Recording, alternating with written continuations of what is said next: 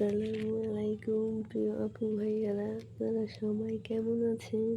আশা করছি আল্লাহর রহমতে ভালো আছেন। আমিও আলহামদুলিল্লাহ ভালো আছি।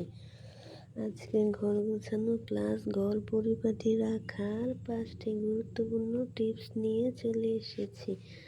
আশা করছি আপনাদের ভালো লাগবে।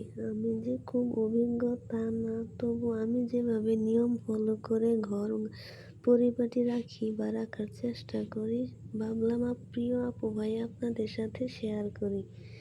প্রথমে যেটা, বিছানা। ঘরের বিছানা যদি এলোমেলো থাকে তাহলে যতই ঘর পরিষ্কার রাখেন পরিষ্কার মনে হবে না। তাই প্রথমে মনে হয় যে বিছানা গোছানোটা খুব জরুরি। 2 নম্বরে হচ্ছে কাপড়। কাপড় চোপড় যদি এলোমেলো থাকে, মনে করেন একটা খাটে, একটা সোফা, একটা চেয়ারে এভাবে থাকলে মানে কেমন এলোমেলো লাগে। এগুলো যদি আলনায় বা ওয়ার্ড্রোবে রাখা হয় তাহলে ঘরটা অনেক পাতলা পাতলা মনে হয়, পরিপাটি মনে হয়। 3 নম্বরে হচ্ছে জুতা। জুতা এখানে সেখানে রাখলে এলোমেলো মনে হয়। জুতা নির্দিষ্ট রেক বা বক্সে রাখলে পরিপাটি মনে হয় ঘর। 4 নাম্বার টিপস হলো নির্দিষ্ট জায়গায় জিনিসপত্র রাখা, যেমন রান্না শেষ হলে তেল, লবণ, মশলার বাটি যা আছে সব নির্দিষ্ট জায়গায় রাখা। 5 নাম্বার হলো কাজ জমিয়ে না রাখা, যেমন খাবার দাবার শেষ হলে বাসনপত্র যা আছে সাথে সাথে পরিষ্কার করে রাখলে অনেকটা পরিচ্ছন্ন মনে হয়।